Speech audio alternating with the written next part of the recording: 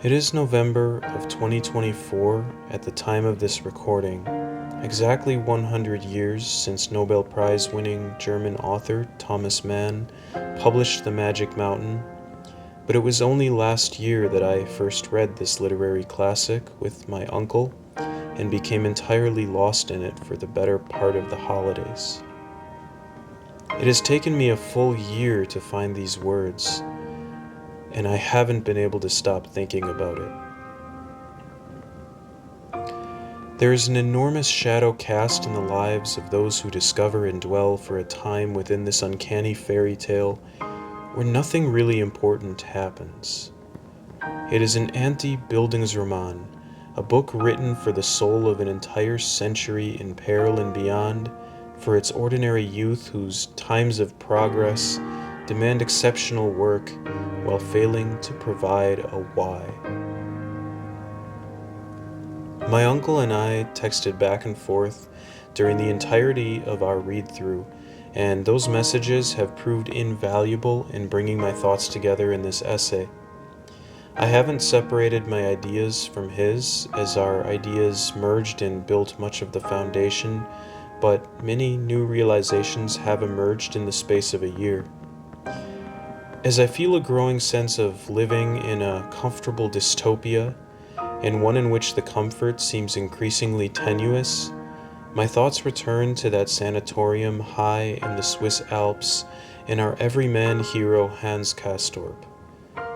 He is described by our omniscient narrator as mediocre in the most honorable sense of the word.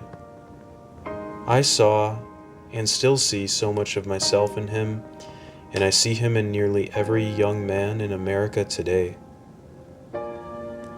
The narrator, by the way, breaks the fourth wall, and they always refer to our hero as Hans Castorp, never just Hans, not even once. I can't think of an explanation for this, as it is not the case with the other characters.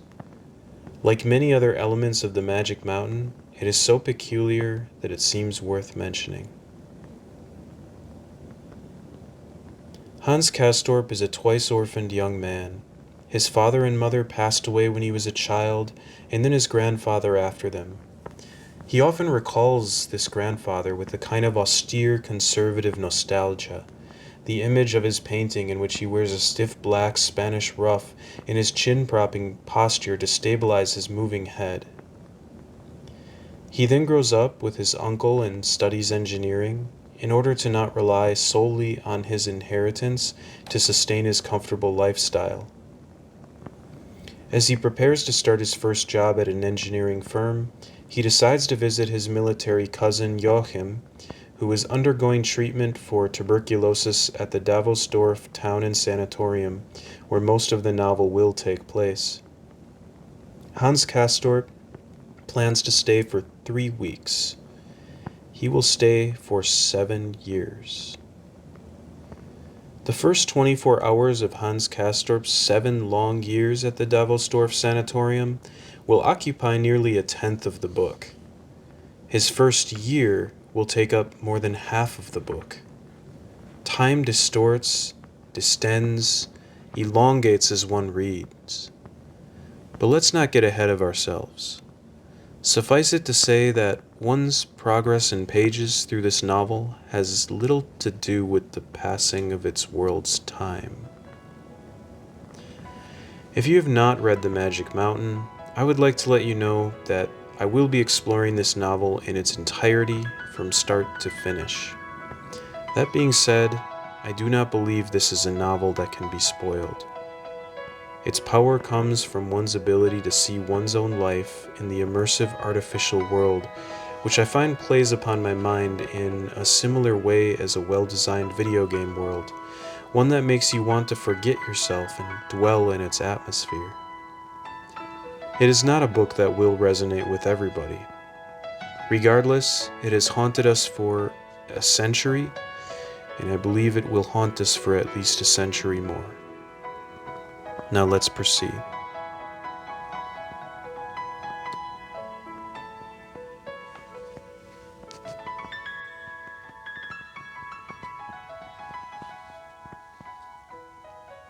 From day one, it is apparent that something is not right with the sanatorium.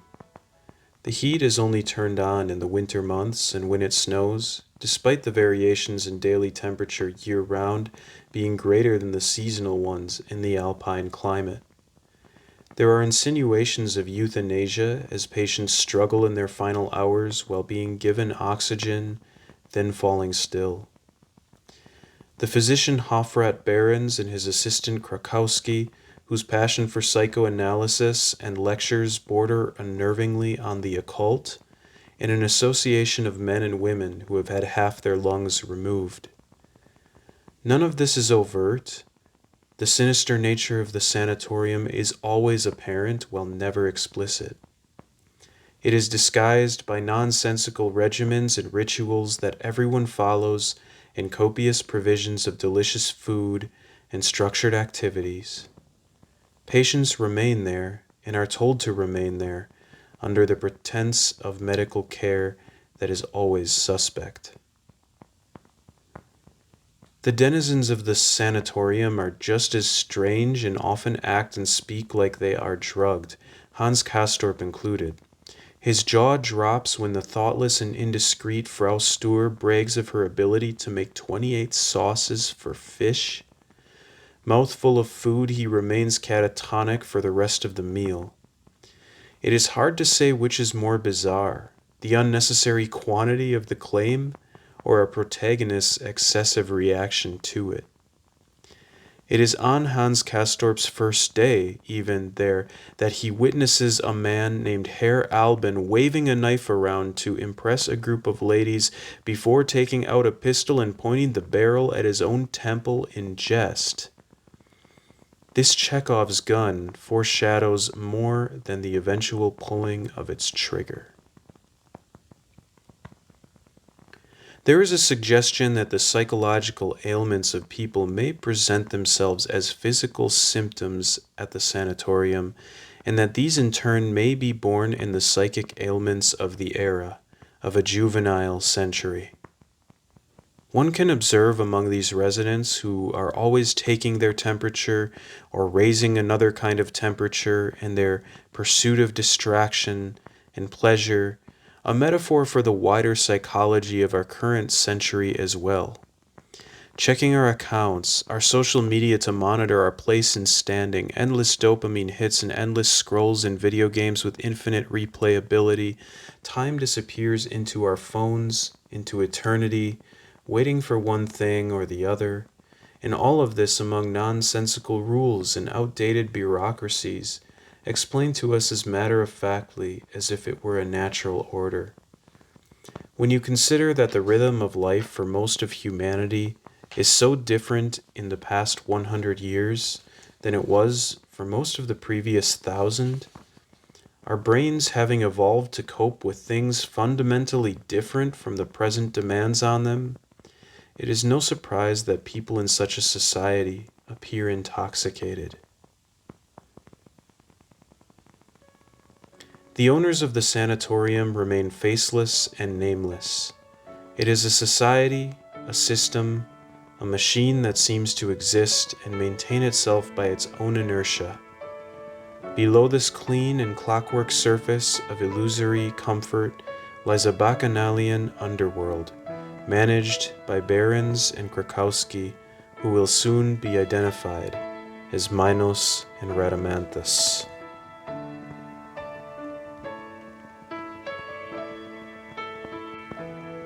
And who might this be that denominates these medical men as the guardians of the underworld at the top of the Alps? None other than Ludovico Settembrini, who introduces himself to Hans Castorp as he walks with his cousin Joachim. Herr Settembrini becomes a mentor to Hans Castorp, delivering many of the most memorable lines in the novel. He is an Age of Enlightenment humanist, a lover of classical literature quoting the likes of Plutarch. He believes in a democratic and capitalist future led by a nationalism he believes will break down barriers and lead humanity into a future of tolerance, freedom, and productive development. He gets many things wrong, including a view of Asia and Oriental culture as eternal and stable, or as antithetical to progress, ignoring, for example, thousands of years of Chinese civilization in this assessment. He also gets many things right. His warnings foreshadow the moral perils Hans Castorp will encounter as the novel progresses, the first of which is an immediate and constant insistence that Hans Castorp should leave the sanatorium and go back down below to start his career and contribute to development and progress. Had Hans Castorp listened to this advice, things may have turned out different for him. In fact, Herr Settembrini never stops addressing Hans Castorp as "my good engineer," even after he has long given up that calling. He will also verbally assault the evils of music, irony, analysis, and the conceptualization of death itself. The first and last of these we will address later. The second is a direct response to the strangeness of the sanatorium residents' behavior. Don't believe them, my good engineer. Never believe them when they squawk. And there's not one who doesn't, although they all feel very much at home here. Lead a free and easy life, and then they demand you pity them. Think they have a right to bitterness, irony, cynicism. At this cozy resort. Well, isn't it cozy? I would certainly say it is, and in the most dubious sense of the word. Ah, yes, irony. Beware of the irony that flourishes here, my good engineer. Beware of it in general as an intellectual stance. When it is not employed as an honest device of classical rhetoric, the purpose of which no healthy mind can doubt for a moment, it becomes a source of depravity, a barrier to civilization, a squalid flirtation with inertia, nihilism, and vice. And throughout my own life, I have always been intuitively repulsed by ironic humor.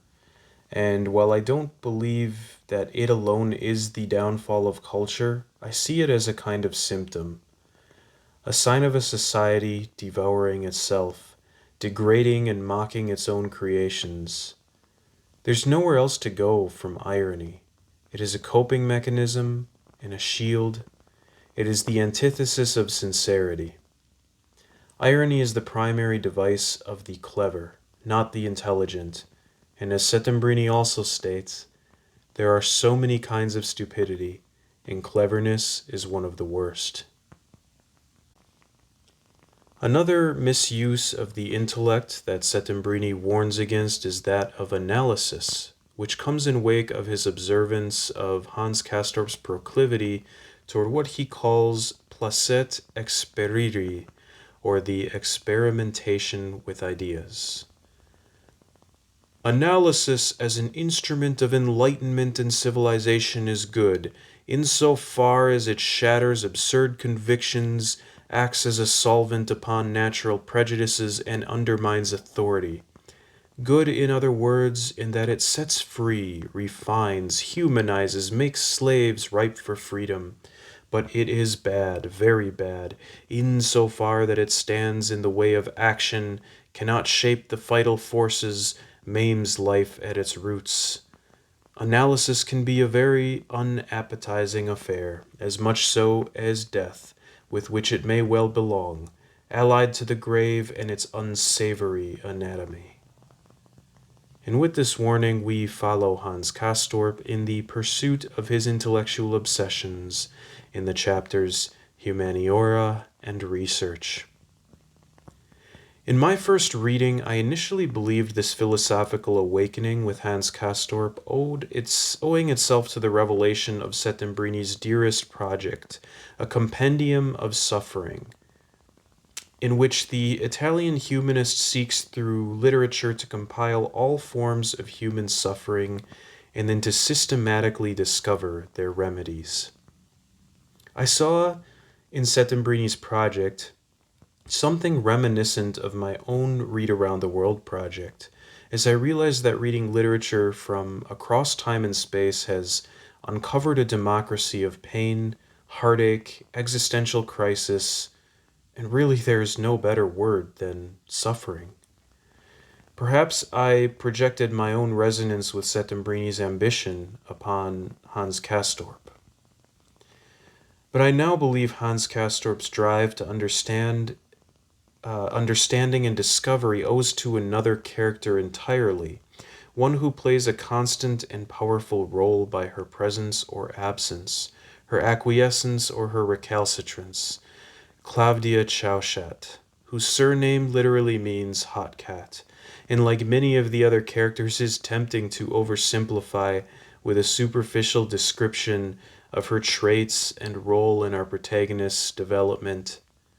While I do believe Hans Castorp's desire for her to be his principal driving force through the kind of analysis as a force akin to death that Settembrini warns against, she delivers some of the most cutting and haunting lines in the entire novel, often in reference to characterizing early 20th century German society and its silent walk into its own destruction, like the following. "I find it terribly reassuring," she said, letting the inhaled smoke pour back out, "to hear you are not a passionate man. But then how could you be? That would be a degeneration of the species. Passion means to live life for life's sake. But I am well aware you Germans live it for the sake of experience. Passion means to forget oneself, but you do things in order to enrich yourselves. You haven't the least notion of how repulsively egoistic that is of you, and that someday it may well make you the enemy of humankind." Even written after World War I, this line feels no less prophetic, coming some years before the horrors of the Third Reich and the Holocaust. This was also a time in which Thomas Mann seemed to change his own political views from in favor of the old monarchy to a strong support of the newly established Weimar Republic, which Hitler would destroy. Claudia's words here strike across the century to the United States of America in which I live today, where the vast majority of us continue to endlessly pursue self-enrichment through the pursuit of experience with no regard to our impact upon the environment that provides all that sustains us, changing our interests year after year and buying useless items we never need. And not only that, our very well-being is entirely dependent on this unsustainable system. Perhaps it is primarily the quest for this experience, a word often employed to denote an honorable pursuit, that drives us in base and thoughtless pursuit of our own moral, physical, and spiritual self-destruction. And young men, in particular, in pursuit of experience, may be the first to enlist in the armed forces under arguments of reason and morality, as Settembrini later states to his rival Nafta at a critical juncture in the novel. Despite these perils, research in humaniora remains some of the coziest and most mind-altering chapters in the novel. Cigars and paintings appear to have pulsing, lifelike skin. A conversation between Hans Castorp and Dr. Behrens traverses blushing, goosebumps, the lymphatic system, organic chemistry, egg whites, and the anatomy of death, all in thorough and precise detail according to medical knowledge of the time. They are so intellectually satisfying, but I can't help but suspect that to revel in the hallucinogenic microscoping and telescoping from the cycles of life and death taking place in our microbiology to a cosmic view of ourselves as atomic structures, as microorganisms in a higher universe, coming to an epiphany of life itself while keeping form through change of substance is nothing but an automatic blush of matter roused a sensation, and becoming receptive for that which awakened it is all a vain pursuit of experience. But is there nothing to be rescued from pure intellectual pleasure? Or is it always a distancing of life and abstraction for its own sake, another monster that is given form, a society of thought in the image of the body, where the death of an individual one is as inconsequential as a skin cell? But before we speak of monsters in this self-described fairy tale, and the Magic Mountain is indeed a kind of twisted fairy tale with an element of the realist sort of existential horror, there's a small point I feel I must address. It's small in the context and objective importance it has on the story, but disproportionately relevant to myself, or what I see of myself in Hans Castorp. It's mentioned briefly in the opening chapters, where Hans Castorp's natural skill in painting with watercolor is referred to again when he admires the lifelike portrait that Dr. Behrens paints of Claudia Chauchat. There is the slightest tone of regret as he admits that the technical drawings he is now adept at do not compare to the art he is beholding. I feel it is significant that his early artistic talent was discovered in watercolors of ships, and his technical career drafting ships would be a pale reflection of that. As a technical drafter myself, I can assure you it is an entirely unsatisfying way to fulfill my own creative impulses, and the book that Hans Castorp carries with him, Ocean Steamships, is a reminder of what he left behind and forsook in the pursuit of maintaining his comfort, his career, his art, and the coastal lowlands of Europe, where the promise of Settembrini's world of freedom and international commerce might thrive. Would Hans Castorp have found a better way had he followed his artistic spirit instead of putting it aside for a more practical career? As I write this, I must admit I cannot see Dr. Behrens gazing on his patient and sitter Claudia as both a medical man and a painter as any more benevolent, humane, or wholesome than Hans Castorp's more passive approach. "If you get the detail right, you botch the ensemble. Better to paint her from memory than having her sit," he proclaims. Art can become another form of analysis and prone to madness, irony, self-absorption, and likewise a perilous course to the sensitive mind.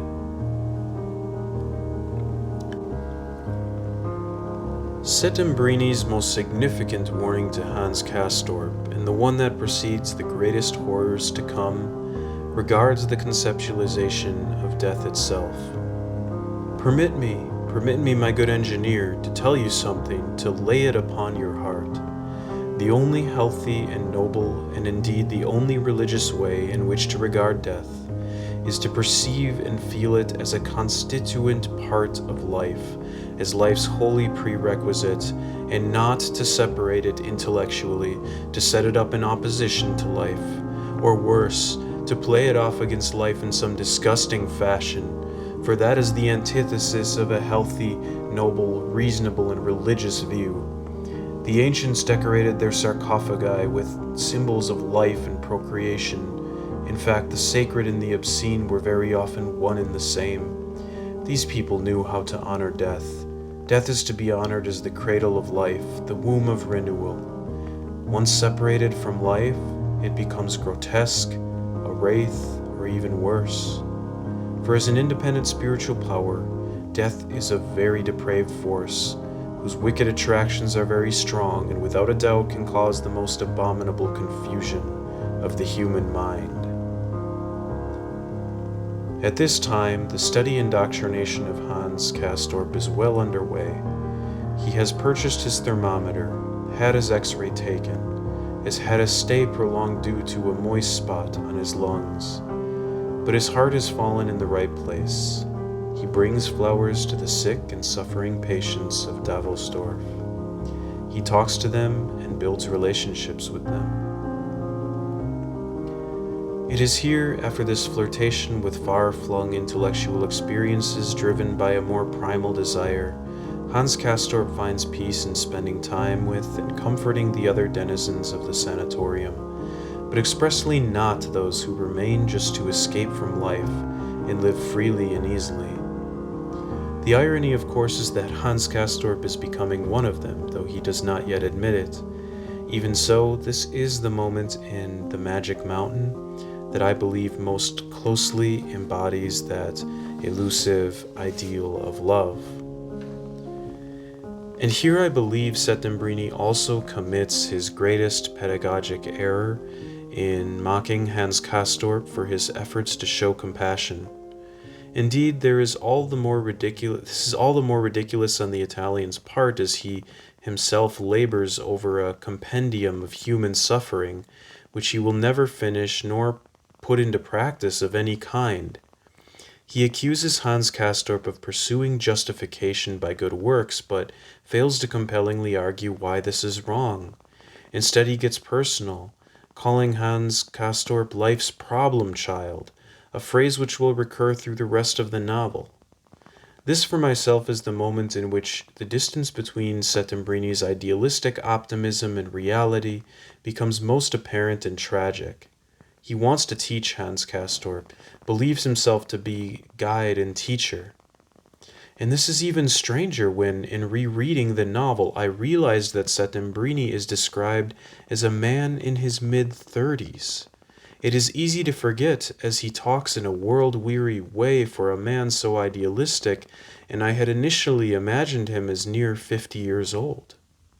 Then again, time has a way of distorting at the sanatorium, and Settembrini has been there for some time. He even admits to Hans, with no further explanation, that he is the sicker one. I believe that the failure of Settembrini to recognize that Hans Castorp is the one carrying out human acts, while he himself is only a humanist in theory, opens a wound within our hero, a gap. Here, desire, the experimentation with ideas, and a sympathy with death can begin to work. The incomplete parts of Settembrini's worldview externalize themselves destructively in the criticism of what they themselves fail to achieve. This is also a turning point for Settembrini's arc, which is entirely as tragic as Hans Castorp's. If indeed we deny this part of our nature which Hans Castorp discovers naturally and expresses wholesomely, we will call into being a darker entity. This force is embodied as Leo Naphtha, and he is an abomination of a man said to be by Thomas Mann himself to be based on a real-life person. He is a physically repulsive Jew-turned-Catholic convert, a sophist who idealizes a primitive religious medieval man under the collective dictatorship of the church. He is also a cynical nihilist in regards to modern progress, believing the underlying desires of the age are obedience and terror with a capital T. His arguments are convincing to the uncritical mind, and his debates with Settembrini result in frustration for the Italian humanist and a paralyzing doubt for Hans Castorp. Utilizing observations about human frailty and life's inherent cruelty as arguments for religious primacy and to destroy the idealistic visions of Settembrini, Naphtha is a master of debate but never truly produces a coherent vision of society nor of a future for young men of the day. This results in Hans Castorp turning toward a path of meditative inaction in a new hermetic life in what he will continuously refer to as playing king.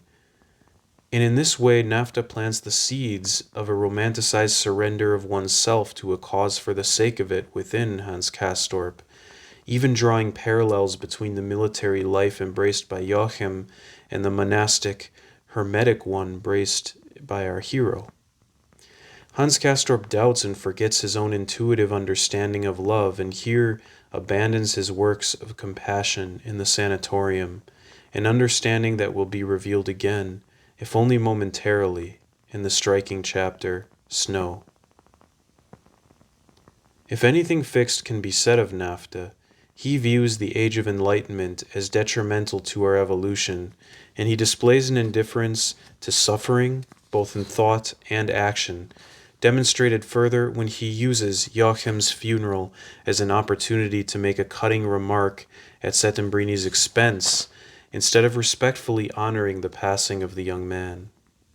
His dialectical thinking is clever rather than insightful, recalling once again Settembrini's remarks on the stupidity of cleverness. Naphtha is always calling Settembrini's values bourgeoisie, specifically those that mark the beginnings of individualism and the Renaissance.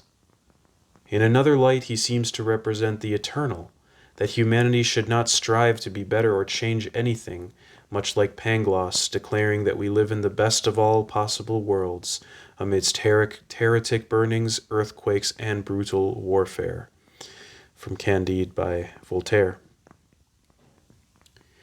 Hans Castorp thought he saw that the disputants would have been less embittered if during the dispute each had not been the harasser of his own soul. The second reading of The Magic Mountain found me even more frustrated with the debates between Settembrini and Nafta, and so I sympathize further with Hans Castorp. He watches them bickering but offering no real solution to humanity, trapped in a worldview that neglects what the other provides. How can one put time and eternity at odds, or death and life? Is not one born of the other, as Settembrini observed? And what lies in the middle where we in our humanity stand alone? Hans sees it in a snowstorm. There is love. Love is the link between the contradictions of our existence. But isn't that too easy? I thought so on my first reading, and I think this is because I made the mistake of thinking this was all building to something, going somewhere, when the most meaningful episode of the novel had already occurred. So now let's return to Hans Castorp's days of good deeds, consoling the forsaken souls of the Sanitorium, to a particular event I have delayed mentioning. It lies hidden and quiet between the conflict of Settembrini and Nafta, like love in the middle of the Hegelian opposition amid snowflakes of death between a Mediterranean utopia and a vicious sacrificial ritual. Yes, hidden, quiet, and compassionate. Human with a measured passion. Not a passion like we will hear of in the bohemian wanderings of Claudia in pursuit and preservation of her freedom, nor the passion of her Dutch companion Mynheer Peeperkorn, who self-destructs amid bacchanalian revelry. Not yet another dialectic between passion and experience. A passion that arises unexpectedly from the moment, unlooked for. A passion we carry through our own suffering, and a passion we give to others in theirs. Not in a dream between progress and catharsis. Love lived. A simple day spending time with another and finding joy in a communal and peaceful coexistence, even in the face of an oncoming apocalypse. Karin Karstedt is introduced to Hans Castorp and Joachim by Dr. Behrens when he learns of their good works in the Sanatorium. Karin is 19, with necrosis setting in her fingers. She's abandoned by her family to spend her remaining days at Davosdorf. She is heartbreaking, and her heart is never broken. Hans and Joachim just take her out on the town to watch bobsledding, ice skating, see a film, eat at a restaurant. They walk with her. She's delighted at the simple joy of these winter games in the presence of these young men, just spending time with her, and is unaffected even by the malicious remarks of Frau Stur, who seals her own character in this scene as a symbol of a generalized, repugnant malice and indifference that we humans regularly display when we see another person being kind to another. Karin Karstedt is beautiful and heroic as she suffers and bears her suffering in approaching death with a smile.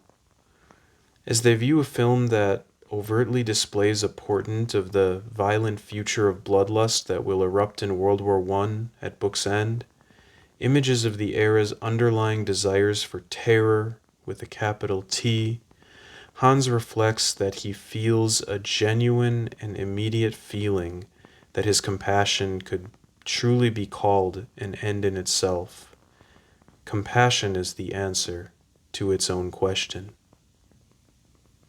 He observes too that compassion might only arise in his state of Placet Experiri, and not in Settembrini's fervor of liberal capitalist humanism. Tragically, nor will we see it arise in Nafta's hermetic obedience to a collective cause. Danse Macabre is my favorite chapter of The Magic Mountain, one I would return to on a bad day. The later chapter, Snow, is the mystical realization in a dream of what Hans Castorp already might have learned at Karin Karsted's side. The last we see of her is on a hike that she, Joachim, and Hans take up to the nearby cemetery, with Karin insisting that they go despite their protests. As they pass through the silent graveyard, they come across an empty grave. She gazes around at the beautiful messages written on the tombstones, and when she notices Hans and Joachim looking at her, she only tilts her head and smiles with pursed lips, blinking rapidly.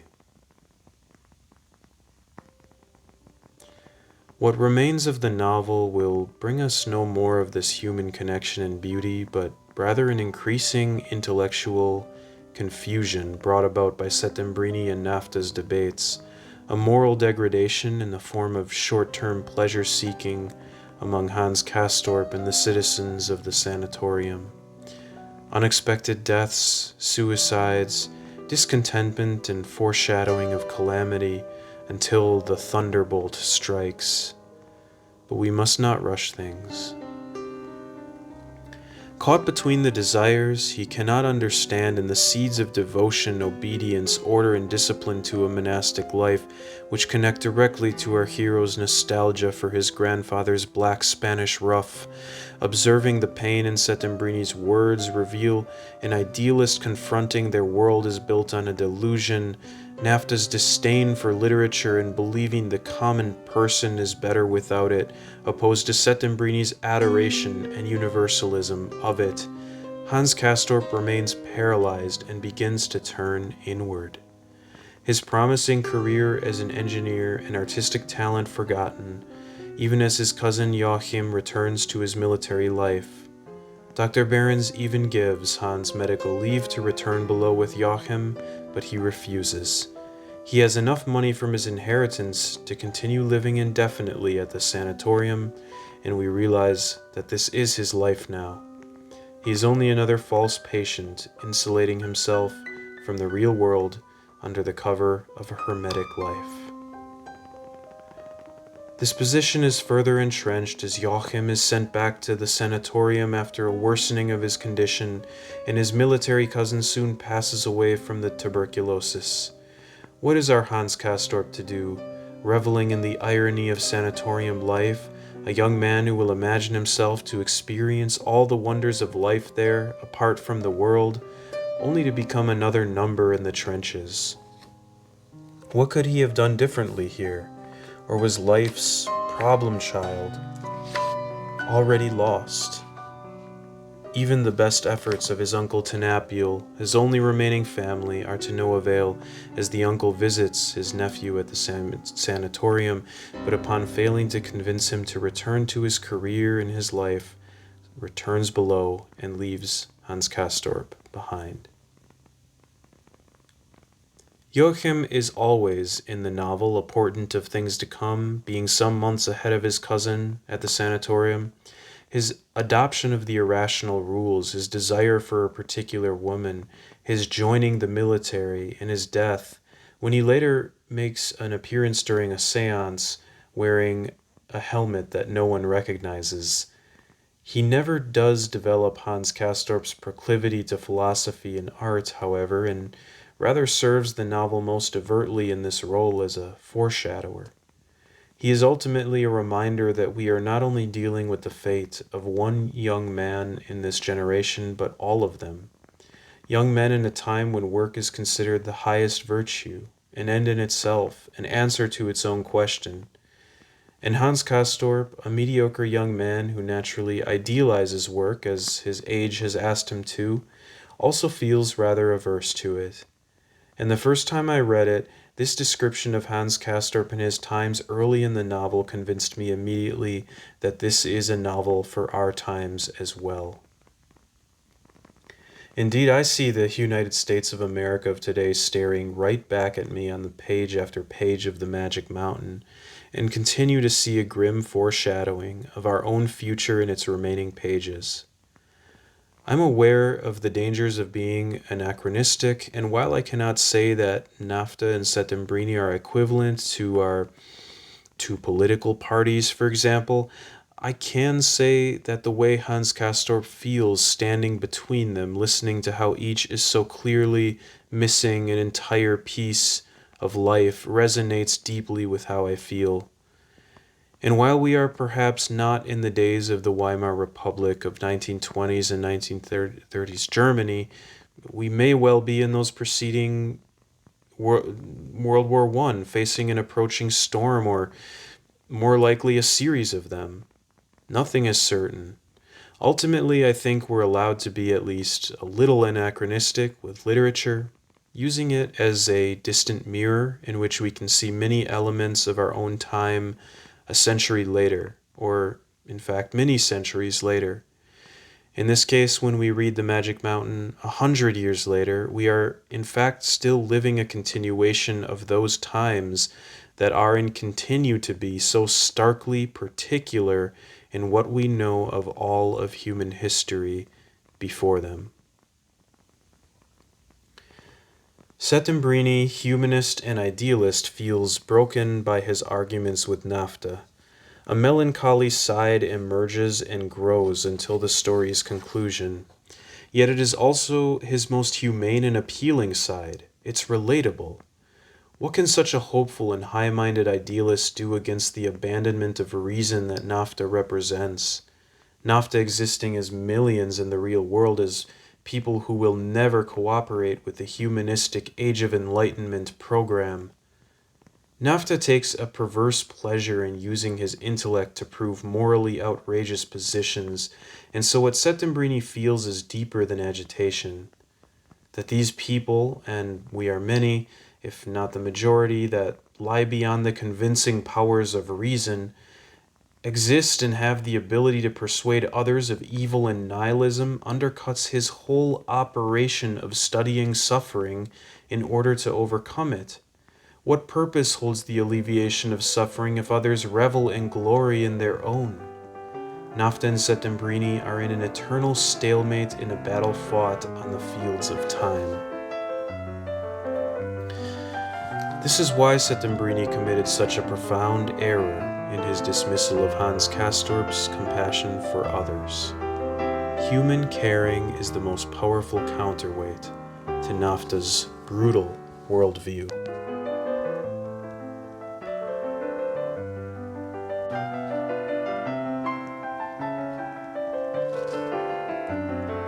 But at last, a pure personality.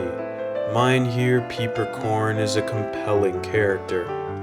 There is a moment when Hans Castorp points out the inclination to vice that wine brings, only to reverse course and call it the very reason for civilization itself, when this old Dutchman starts to turn beet red and raise a massive fist to smite him. I am tempted to pass over him, but like Hans Castorp, I can't help feeling a little awe and admiration. He's vaguely bacchanalian, seemingly indifferent to his own charisma and strength, but very passionate about his idea of simple pleasures, wine and women. He seems stupid in a disarming way, and yet shows flashes of dangerous capability of force. His one other passion is toxins, which he talks about with extraordinary clarity and detail, where he otherwise can't form a coherent sentence. Settembrini is rightly perplexed by Hans Castorp's awe of this man, realizing it goes beyond a desire to get close to the man who is with the woman he desires, being the lover and companion of Claudia Chauchat. This becomes even more obvious during the conversation in which Claudia speaks her line about Hans Castorp's and the Germans' people lust for experience for the sake of self-enrichment. And Hans Castorp does not desire Claudia herself, he seeks the experience of his desire, which has now been transferred to her Dutch traveling companion. She notices his particular obsession seems to be as much with Mynheer as herself. In this way, I see Mynheer Peeperkorn as the externalization of Hans Castorp in Claudia's relationship, the embodiment of human passion. Human being a word that both Claudia and Mynheer cherish. Not humanism, but human. Passions, too, are timelessly represented by wine, toxins, stimulants, chemicals in our brain that produce visceral reactions. Hans loves Peeperkorn for the experience of him, the same way he loves Claudia, and Claudia loves Peeperkorn for his passion free from analysis, the way she wants to be loved. Claudia is no saint. She's shallow and flighty, sarcastic and careless, but she also holds her own and cherishes her freedom, and it's hard to blame her for that. She never asked Hans Castorp to wait for her, and she's not wrong to caustically remind him of this. But Mynheer Peeperkorn's end is still something of a mystery to me. After taking everyone on a picnic to a waterfall, he waves his hands around, speaking in his fragmented way, even when no one can hear him over the rushing cascade. Upon return to the sanatorium, he allegedly injects himself with poison from a syringe shaped like serpent's fangs and dies, and we are left with no explanation. While Hans and Claudia speculate that it may be due to the discovery of their flirtations, my ponderings lead me in another direction, towards the most disturbing character in the novel, Vesal. Vesal appears in a similar way as Nafta, midway through the novel, as if in response to Hans Castorp's profoundly German confession of love to Claudia at Mardi Gras. Vesal observes this interaction personally, where Hans and Claudia engage in this long conversation in French while in an intimate position, and Claudia delivers a flirtatious insinuation that Hans Castorp's temperature will continue to rise in her absence. His motive in getting close to Hans appears to be to, in some twisted fashion, get closer to Claudia, much in the same way Hans might be interpreted as befriending Mynheer to get closer to her. But the dynamic with Vesal feels different, even demented. Vesal follows Hans around in a sniveling and servile way as his twisted mind is revealed. He presses Nafta for descriptions of medieval tortures, only maintaining interest in the conversation while remaining on perverse topics. His true nature emerges fully while he sits next to Hans Castorp on the ride to Mynheer Peeperkorn's final picnic. Here Vesal tells Hans that Claudia's smile a moment before was mocking the both of them, and he confesses his own obsession with her, spurring a torrent of self-deprecating and violent thoughts associated with her, and his maddening lust is colored by a sadomasochistic quality that somehow seems intimately connected with Nafta. This connection is made more explicit when Vesal becomes Nafta's double in the climactic duel in the penultimate chapter of the novel. One hypothesis I ponder is that Mynheer Peeperkorn feeds directly off the passions of others. As Vesal embodies a kind of dark underbelly to Hans Castorp's desire for Claudia, he engenders a self-destructive passion in Mynheer that drives him to inject himself with a lethal venom. Or perhaps Vesal or Hans injected it out of jealousy. Both ideas are pretty out there, I admit, but they both give me the chills. It's also possible Mynheer Peeperkorn ended his own life because passing infatuation with bacchanalian revelry was already wearing off for the denizens of the sanatorium, and our god of wine could feel it and could not bear it. Or perhaps it's simply a symbol of the place where an endless pursuit of passion leads, as one can never have enough when made into an end in itself. The Magic Mountain fractures aspects of life into incomplete pursuits to their own ends, to the absolute extreme, and embodies them in characters. If Mynheer Peepercorn's path is to seek experience through chemical reaction, a lethal dosage, or a crime of passion is the logical outcome. From the vision Hans Castorp witnesses in his forgotten epiphany in the snow, the realism of the novel progressively breaks down from this point. It is gradual. We witness stranger and more sociopathic behavior from the patients, leaps of time pass in a paragraph, and eventually occult rituals take root. The omniscient and increasingly unreliable narrator begins to speak of demons walking around and possessing inhabitants in the sanatorium. We might assume these are metaphorical demons, as we may have assumed Settembrini's naming of Dr. Behrens and Krakowski as the gatekeepers of Hades was a symbolic act, but considering now the events of the final chapters, one can't be sure. The first demon, which has been translated both as dumps and stupor, manifests itself as a kind of depression, a sad boredom, the tedium lamented by Fernando Pessoa, and it seems to fall upon everyone. Settembrini finds Hans playing a card game alone, and with a sad look in his eyes, can't find the words to admit he has lost life's problem child to inane distractions, and he is increasingly preoccupied with news of brewing conflicts in the land below.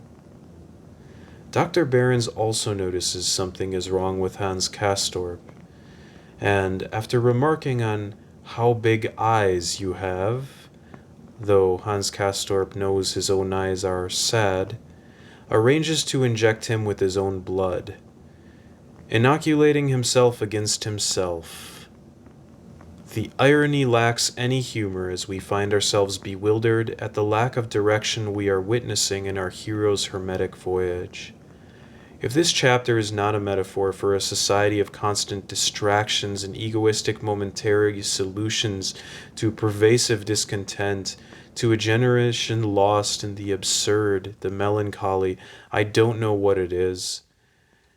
And still another new toy arrives at the sanatorium, the gramophone. Early in the novel, while observing a free concert on the patio, Settembrini, when asked if he enjoys music, makes a bold claim that music is politically suspect. He tells Hans Castorp, "Music is invaluable as the ultimate means for awakening our zeal, a power that draws the mind, trained for its effects, forward and upward, but literature must precede it. By itself, music cannot draw the world forward. By itself, music is dangerous, and for you, my good engineer, it is absolutely dangerous." Like many outrageous statements from Settembrini, I found myself initially quite defensive against this one as I reflected on my own conflicted past as a songwriter and musician. While it's easy to laugh off these words, I cannot deny the element of truth in them. Is anyone spiritually or psychologically better off for our instant and infinite access to music, unlike anything anyone has ever seen? Listening to records became a new obsession for Hans Castorp. On a first read, I listened and delighted in every piece of music mentioned in this chapter. The wonder he feels and others feel at this new musical reproduction that can be summoned at a moment's notice reminded me of growing up with evolving musical technology or music reproduction technology, from the limited radio and cassette tapes to suddenly all my friends burning CDs and then an MP3 player and then digital downloading of every piece of music I ever desired at a moment's notice, and now streaming platforms.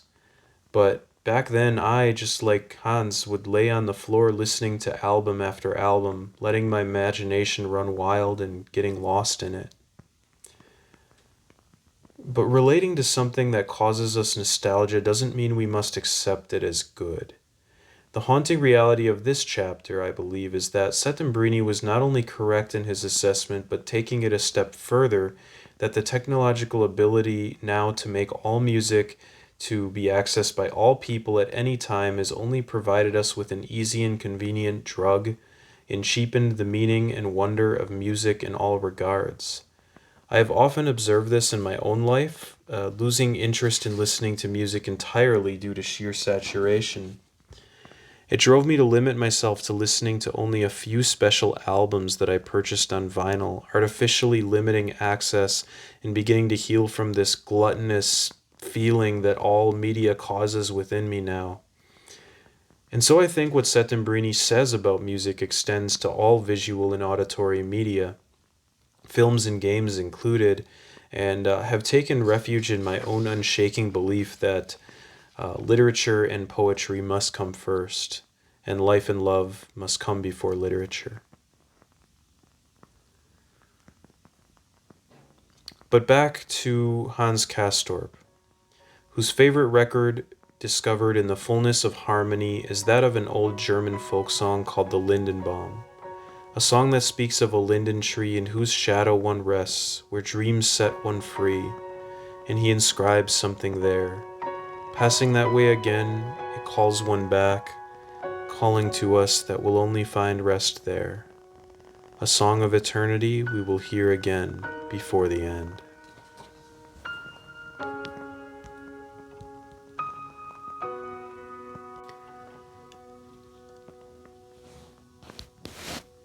As this fascination with the gramophone subsides and card games and musical rapture no longer fill the empty hours of insulated boredom between the walls of Davosdorf, Hans Castorp and his companions turn to the occult as tensions rise between the nations of Europe.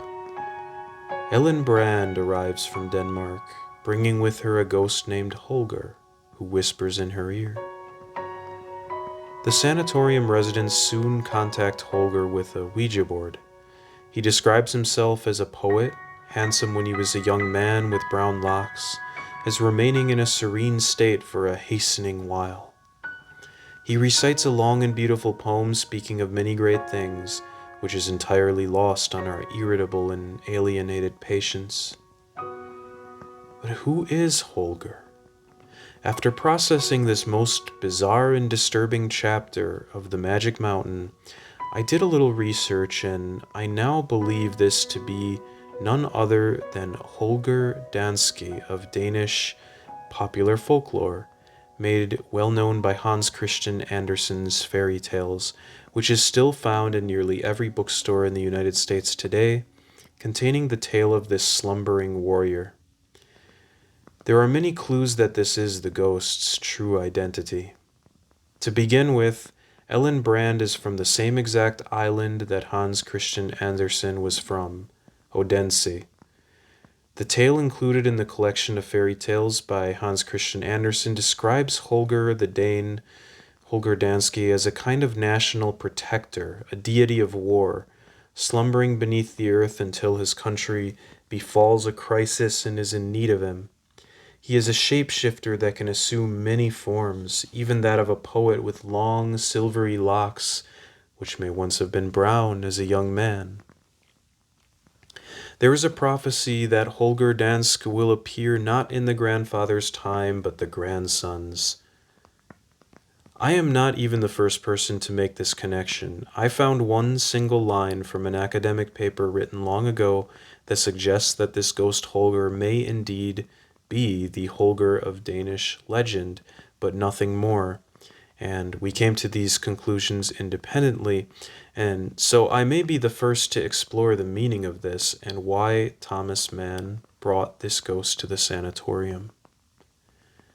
Most obviously, the presence of Holger Danske would be yet another portent of war and calamity which will bring Hans Castorp's stay at the sanatorium to an abrupt end. The disturbing part is that instead of embodying a hero, Holger remains a ghost, and the only solution he's able to provide is that of a long, beautiful poem, which will of course do nothing to stop the oncoming war. It also bears remembering that our narrator calls this a fairy tale, and it is so unlike a fairy tale that when we finally see one, it is so distant, barely more than a phantasm. And here we observe the way in which the brain-rotted, insulated sanatorium participants in this communication with the beyond react to the masterpiece that Holger Danske writes before their very eyes.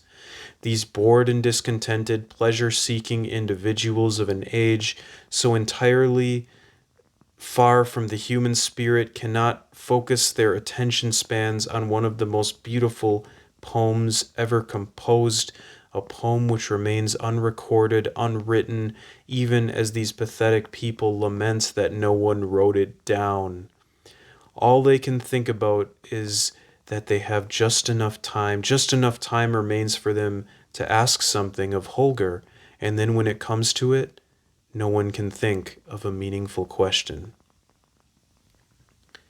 This is something that often occurred to me as I read this novel, that in the confusion of life and we who live it, amongst the idealist Settembrinis, the nihilist Naftas, the Frau Sturs with their carelessness, it can all become overwhelming. At these times it's useful to stop and consider, what is the question I'm trying to ask? Imagine being the gift of standing before the greatest hero and poet of generations past, or the wisest human minds that ever lived, and not even knowing what you wanted to ask, like these stupefied residents before the wise and omniscient Holger.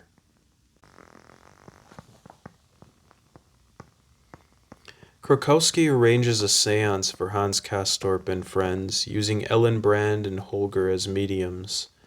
There is something entirely vile and predatory about this entire experiment, as Krokowski experiments with and uses Ellie's psychic powers for his research and makes her suffer. We are now so clearly outside the realms of science and into the realms of the perverse and the seeking of experience in the name of science.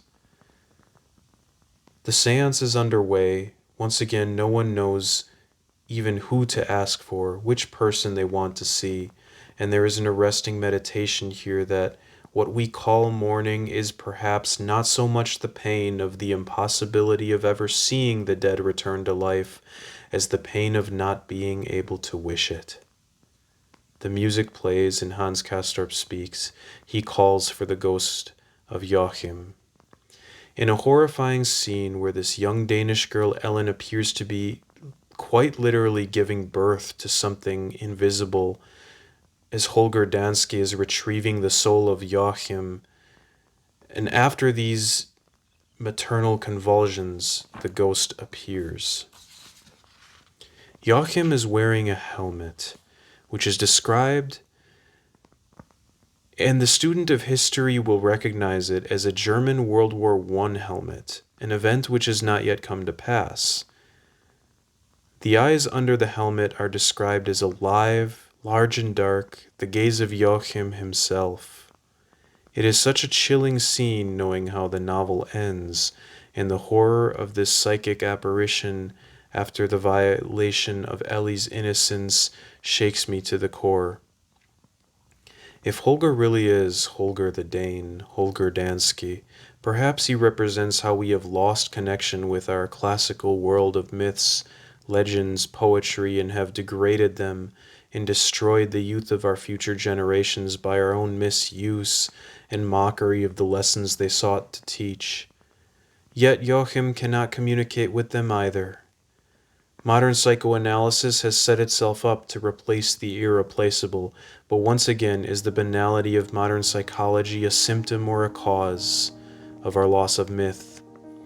The only certainty here is the denial of our sanatorium residents, a refusal or inability to learn from either past or present, a preference to look beyond the veil into death itself, instead of looking back to the wisdom of ancestors, or down below where war is brewing.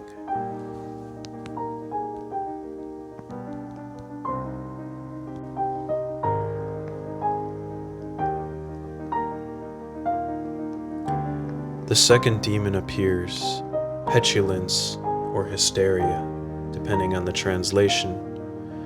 Discontentment swells to anger and irritability, a growing distrust of others metamorphoses into verbal disagreements and physical altercations.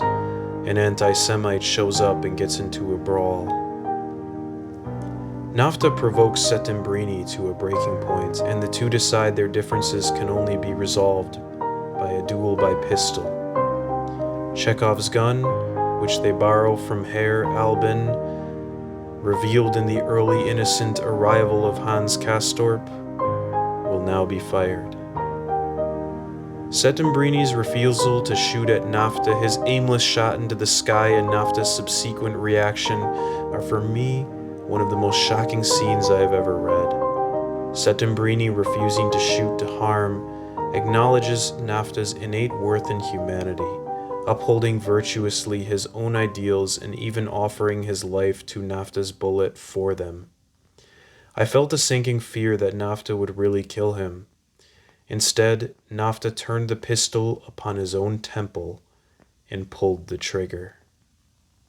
Like blood flowing from the wound into the new fallen snow, a series of stark realizations imprinted themselves on my mind. Nafta truly was a nihilist who believed in nothing. He had no endgame for Hans Castorp, not a vision for society, nor for anyone else. His game was the eternal, nothingness, death. I don't accept the narrator's statement that Nafta's cry revealed it took more courage to kill than be killed as anything but irony, but this is irony that kills because there are those who believe it. One could evoke Freud's need to describe Thanatos after seeing how absolutely, horribly destructive of life humanity can become. Freud didn't become Nafta, but the Great War forced him to acknowledge Nafta as an aspect of human psychology, the death urge. Perhaps it runs deeper. Mann's writing most certainly foresaw this in the pre-war days, as can be observed in his novella Death in Venice. Nafta's suicide is still shocking and hard to process meaningfully, but it is entirely fitting, and I cannot call it tragic. It has the effect of the monster in a horror film finally being defeated, albeit by his own hands. There's even a moment of relief, like finally the world may see what he truly was. However, this is the monster's great trick, as it will soon resurface in a more terrible form. Nafta, in fact, was not even the monster, but only one last portent of it. The thunderbolt falls upon the magic mountain. World War I begins. All are swept into a frenzy and sent back, or return willingly to the lowlands. Hans Castorp, after 7 years of the hermetic life, playing king, is also swept away in the forces of history. Settembrini is now entirely broken and jaded, having abandoned his compendium of human suffering, and calls out to Hans Castorp to enlist, lamenting that our good engineer will be the one to join the war instead of his deceased military cousin Joachim. Even our dear humanist Settembrini is caught up and returns to call his own Italian countrymen to fight. The onset of war makes real the apocalyptic prophecies of Leo Nafta, and our fairy tale of sorts comes to a sudden conclusion in a terrible, apocalyptic reverse of the Deus Ex Machina, a Diabolus Ex Machina, the devil in the machine. And wasn't it Hans Castorp who evoked the name of the devil when he first met Settembrini in an innocent conversation about labor? We cut away and find ourselves in something like a fugue state upon the battlefields of the Great War. In a harrowing passage that I cannot read without watering eyes, Hans Castorp becomes nothing more than a skin cell of the arm in a greater body, marching forward to reach a destination where 1,000 may fall, but 2,000 will press on. Indeed, a military regiment is a biological horror in the image of our own bodies.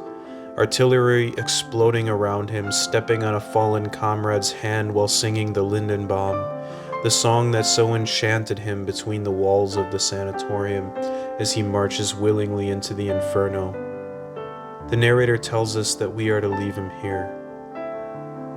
His chances of survival are few. His chances to leave the war a whole man are none. and regardless, we will never see him again as the world is consumed in fire. With a heavy heart and sorrowful eyes, we must bid farewell to our mediocre hero. Adventures in the flesh and spirit, which enhanced and heightened your ordinariness, allowed you to survive in spirit which you probably will not survive in the flesh.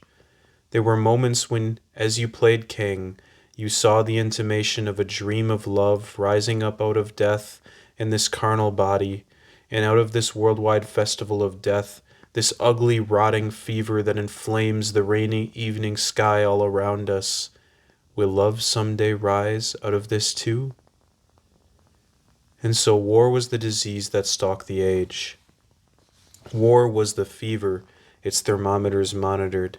It is certainly difficult to see where love has risen out of these tragedies, and with senseless international disputes we continue to involve ourselves in generation after generation. But not everything has changed for the worse. Still, I think every day about the nuclear arsenals waiting at the ready, the runaway effects of climate change, and the inability of our current political and economic systems to mitigate catastrophe. It is and always has been an uncertain world, but the power we wield is that of gods, while we remain only human. Can humanity survive the demons of the age? They are so much more numerous than stupor and petulance, sulky and bad-tempered children wielding powers they cannot comprehend. What other path could Hans Castorp have taken? What path can young men and women take today in the face of all this? The ending of the Magic Mountain provides no answers. Before the Great War, Thomas Mann set out to write a satire. What the Magic Mountain became after the war is a real-life horror novel, a twisted fairy tale for a world that can no longer hear the wisdom of fairy tales, not only for the 20th century, but the centuries to come that bear all the same scars and feel the same specters hovering over its children. This self-destructive urge, this thanatos, is ever more apparent within both individual psychology and sociopolitical tendencies of the world's most developed countries, which continue to burn precious resources into utter banality. I believe that there's a reason that it is the words of Settembrini that I have quoted more than any other character in the novel. Despite his flaws, he still believes in a better future, even if we can't overlook his failures to translate those ideals into everyday action, into human action instead of humanist action. We must also see ourselves in the indiscreet Frau Stur, whose shallow cynicism and looseness with language are products of a malignant undercurrent in society today. Settembrini's criticisms of music are not a condemnation of music, but a reminder that morality requires specificity in language, and a common faith in the constant meanings of language. There is a kind of faith in Settembrini's world view and belief that we can make a better world that we cannot do without. And we also need human courage in the realities of suffering, illness, and death, which is the only aspect of NAFTA that one might rescue, but it is far better found in the lovely Karen Karstedt. I'm admittedly perplexed to sit here and tell you that the Magic Mountain's message of love is above all, what makes it one of the greatest novels of all time. But it is also how that love is hidden in the middle, in the ordinary among all the high ideals, clinical analysis, irony, death and apocalypse. Will love rise up from this too? Yes. And it's the only thing that can save us. Well, it's tempting to push forward myself now, in military fashion, toward one final attempt at the synthesis of all these disparate parts into one ultimate truth. It would be to throw myself into eternity singing the Lindenbaum. We still live in time and the future is unwritten, so I can't do that. But nor can I continue to stroll along the shore. This essay contains more of myself in it than any other thing I have written. No, not in terms of time spent reading, pondering, discussing its themes, which is considerable and immeasurable. I've put my heart so entirely into grappling with this work, with a feeling I might call love. In loving a work in which I see so much of myself, others, in our current world, I've also come to feel love again for this world and its people, as flawed and incapable of controlling our destructive powers as we are.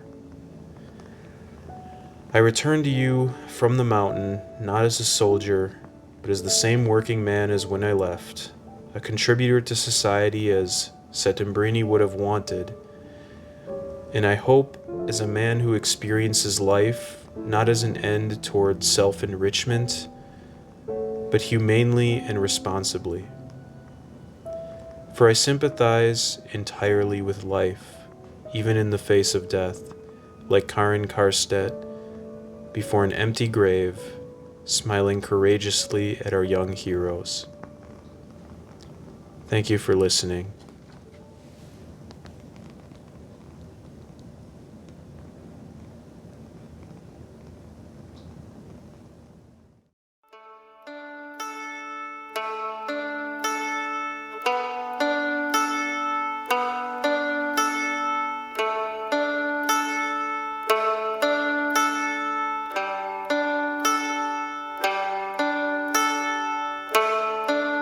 Have I been drinking tonight?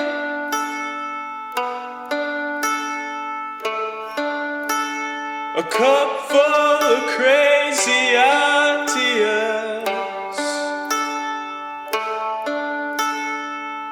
and it weighs me down alright. So I am tired, I was wrong, so what? Am I starving for a touch?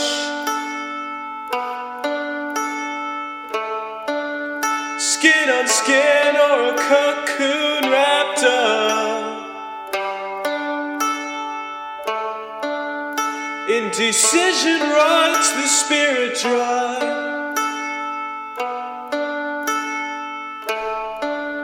Are we bodies or just big minds? Tell me. Oh, tell me.